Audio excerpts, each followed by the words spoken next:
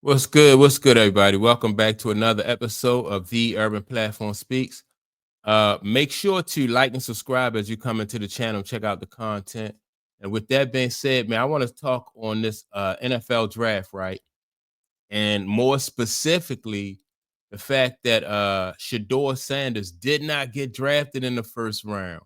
So, man, I don't know. Like, to me, I don't think it's a big deal. Some people are saying that it is collusion.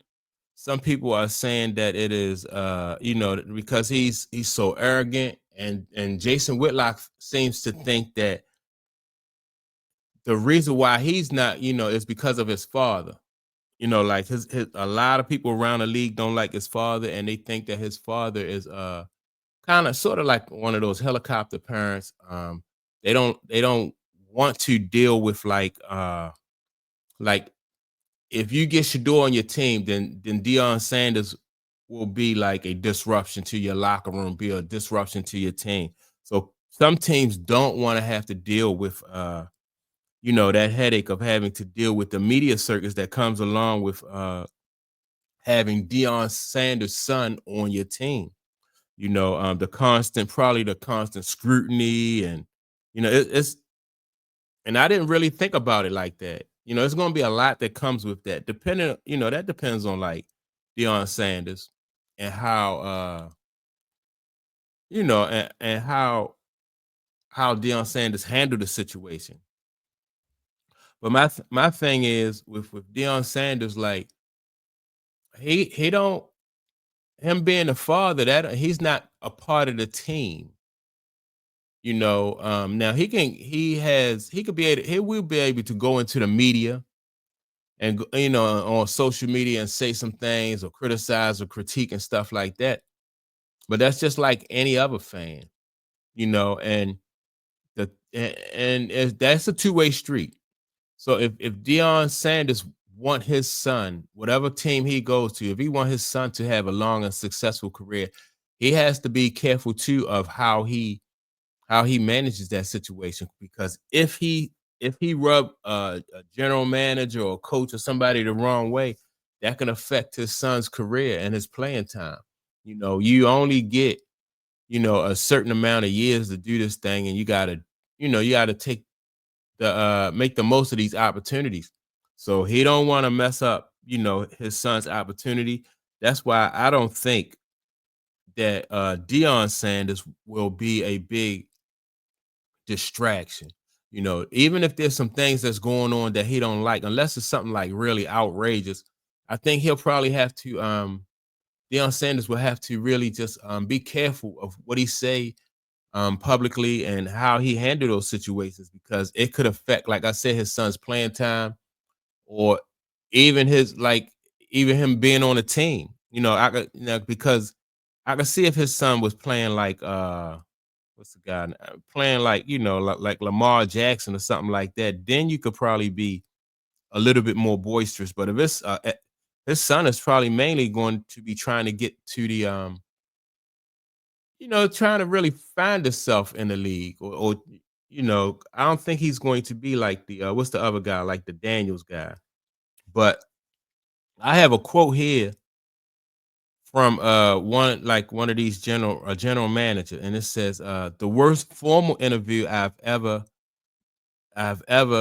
been in my life. He's so entitled. He takes unnecessary sacks. He never plays on time. He has horrible body language. He blames teammates. But the biggest thing is he's not that good. And so he's entitled. Because I'm gonna break it down point by point. All right. So you said this guy says he's entitled, and I think, to me, a lot of these athletes, I think that comes with the territory. So I don't really pay too much attention to that comment. He's entitled. These athletes are used to hearing yes. You know, they've been successful at the Pop Warner League. They've been successful at high school. They've been successful at college, and people have been pampering them and telling them yes all their career, right? So a lot of these guys are going to be entitled. All right, well, what about the fact that he takes unnecessary sacks, right? And because Shedeur in college didn't have a very good offensive line, he did take a lot of sacks. Some of those sacks are the offensive line fault, and some of those sacks are his fault. And so I think that in the next level, like some of those sacks that he take, you can't take this amount of hits in the NFL and think that you're going to stay healthy. Think that you're going to be able to, make a career out of it. You'll be out the league real fast. Just like the guy RG3 found out. Man, you gotta he didn't last in the league at all, and I think I thought as times RG3 didn't even want to be in the league. Those guys was just leaning on him, and so RG3 was glad to get out of there. So yeah, he is going to have to do something about getting rid of that ball soon.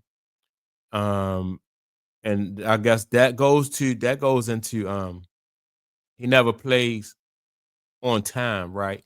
Got to get rid of that ball. You can't hold on to that ball.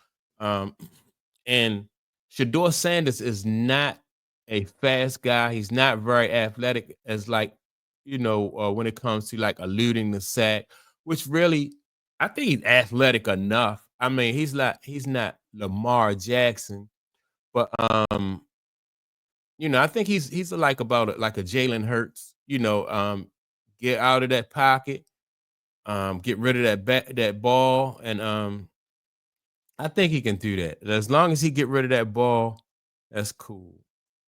I think he'll be all right. Now let me see.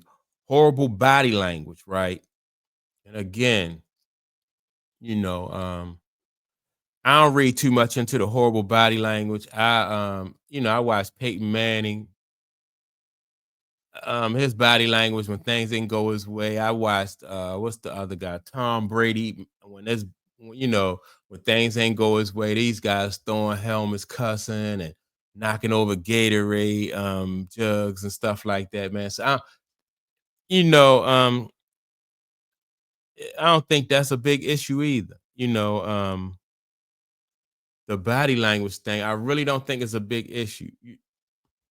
And I don't know, maybe I'm just being dismissive, but I think like with all quarterbacks, or not, or all athletes, great players, man, you see sometimes that their body language be off, and they especially the younger guys. I think like once Peyton Manning and and Joe Montana was just cool. He never really had bad body language. He just was a cool dude.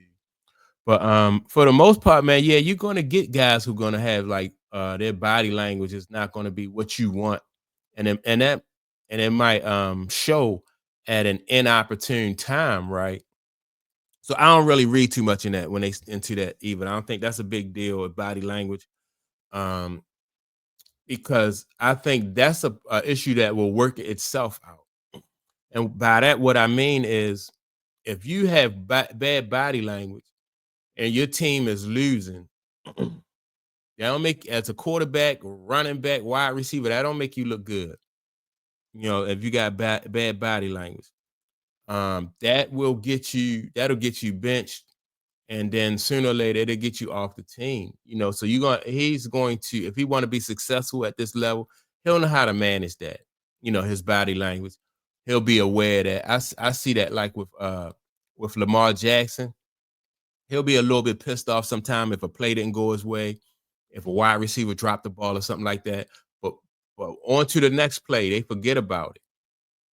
And I think Shador Sanders will learn that too, because you can't really, I don't as you can't really as a quarterback and as a team leader, you don't want to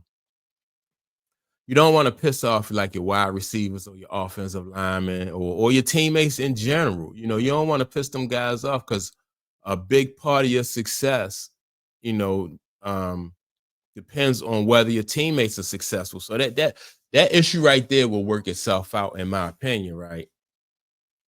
Now, blaming teammates, that would be an issue. I've seen like I said, I never really seen Tom Brady throw anybody under the bus. like any of his teammates under the bus. I never seen Joe Montana. Who else? Who's the other guy? I don't see Lamar Jackson. They don't throw their teammates under the bus. I seen Peyton Manning do it one time, but you will quickly learn at that level that you can't, like, as the quarterback too, you can't make excuses. You can't throw people under the bus. If you feel like, as a quarterback, if they feel like somebody's not performing, they driving too many balls, like, the coaches and everybody else will get them out of there, you know. But the quarterback himself can't really point fingers because people look to you to be the leader. So that'll get you, like, blaming other people for a mistake that you may have made. It's not a good look. That'll come back to bite you. So, but all of these things that, that, like, this NFL, let me see, these NFL scouts are saying and all that stuff. You know, it don't really mean anything if Shedeur Sanders just get in there and do his job. Like this quote that I just read, it don't even have a name to it. So when people make these kind of quotes and they not willing to put their name to it, then that means that, to me, that's a good sign. Especially, you know what I mean? Like, they didn't say anything like really outrageous against them, right? So it's a good sign, because if they don't really feel confident enough to sign their name to something like that, then that means that Shador saying, like what he's talking about, you can say this about any player coming in the league. You can say that about any player coming in the league. If you don't put your name on it and it's not really all that egregious, I really wouldn't pay no attention to it. So, but the most important thing, I think, is for Shedeur Sanders is to get in there, man, and just do that work, do what it takes for him to be successful at the next level. And so his success will be dependent on how hard he's willing to get in there and to work. You know, and that's it, man. That's my take on it. I'm gonna go back and check out the day and see where he get drafted at. But I think that, like, when you go the first round, when you go number one, um, I think the money is different, but you still gotta work when you get in there, because now you playing with grown men day in and day out, man. So you're on that field with a bunch of grown men. So yeah, that's my take on it.